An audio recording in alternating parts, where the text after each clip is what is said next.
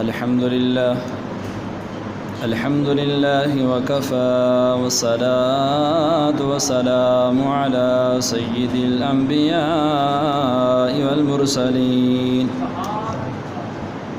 وعلى آله وأصحابه وأهل بيته أجمعين. أما بعد فأعوذ بالله من الشيطان الرجيم. بسم الله الرحمن الرحيم. وإذا حييتم بتحية فحيوا بأحسن منها.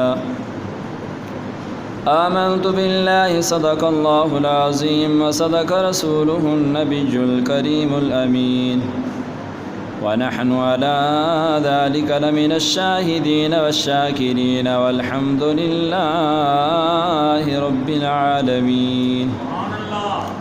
إن الله وملائكته يصلون على النبي يا أيها الذين آمنوا صلوا عليه وسلموا تسليما.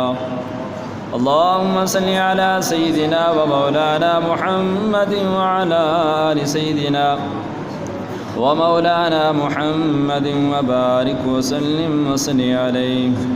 الصلاة والسلام عليك يا سيدي يا رسول الله. الصلاة والسلام عليك يا سيدي يا حبيب الله وعلى آلك وأصحابك يا سيدي يا رحمة للعالمين. حمد و ثنا کے بعد میرے واجب الاحترام دوستو، ہم مکتب ساتھیوں، السلام علیکم ورحمۃ اللہ وبرکاتہ. جیسا کہ آپ نے میرا موضوع سماعت فرمایا کہ مصافحہ ایک ہاتھ سے سنت ہے یا دونوں ہاتھوں سے سنت ہے، جو کہ میں نے اپنے سامنے قرآن کریم فرقان حمید لا ریب ایب کتاب میں سے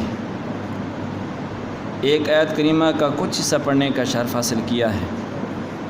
دعا ہے کہ اللہ تبارک و تعالی مجھے اس کا صحیح سے معنی مفہوم بیان کرنے کی توفیق عطا فرمائے.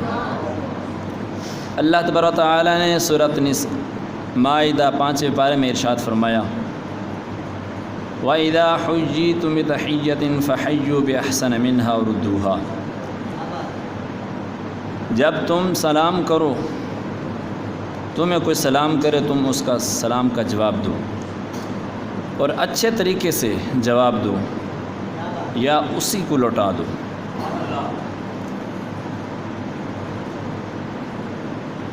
علماء کرام مفتیان شرع متعین فرماتے ہیں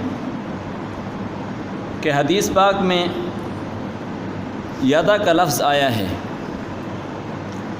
یعنی سنت حدیث پاک میں ثابت ہے کہ ایک ہاتھ سے مصافحہ کرنا سنت ہے، اور صحابہ کرام، تابعین، تبع تابعین، مجتہدین، محدثین،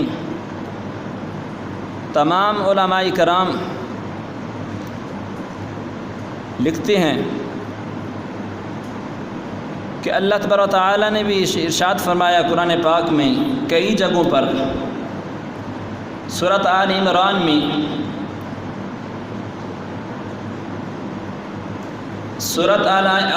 میں ارشاد فرمایا،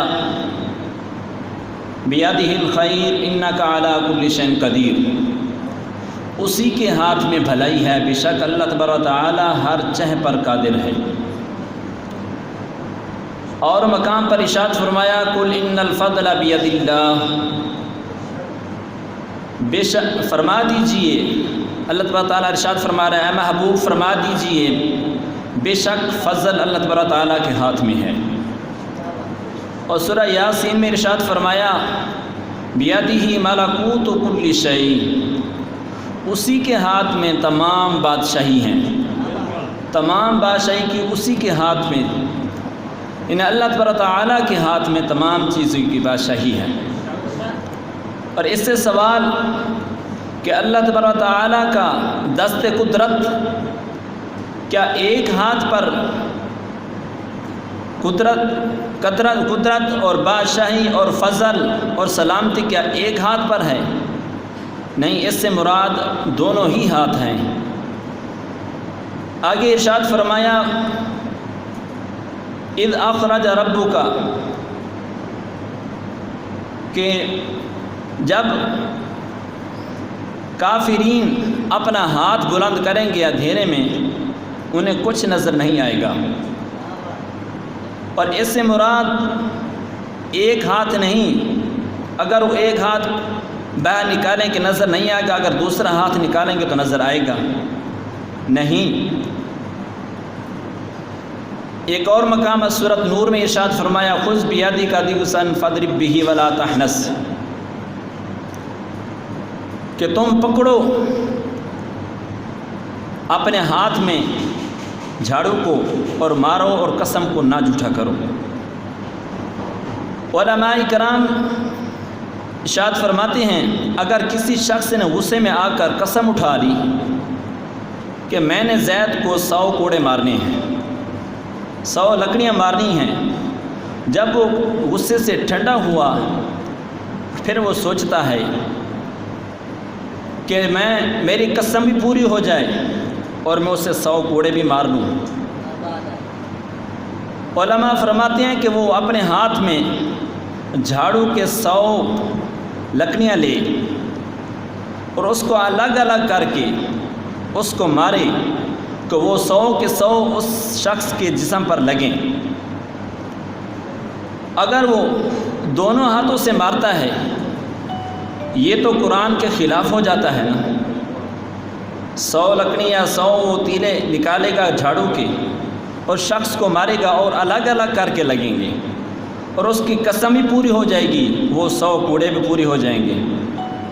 اس سے کیا معلوم، حدیث سے بھی معلوم ہے، ثابت ہے کہ حضور نبی کریم صلی اللہ علیہ وسلم نے ارشاد فرمایا، حضرت عطا سے یہ روایت ہے کہ حضور علیہ السلام نے فرمایا کہ دونوں ہاتھوں سے مصافحہ کیا کرو، کہ دونوں ہاتھوں سے انگوٹھے سے جو ایک ناڑ ہے وہ محبت والی ہے، جب وہ آپس سے ملتی ہے اس سے محبت بڑھتی ہے۔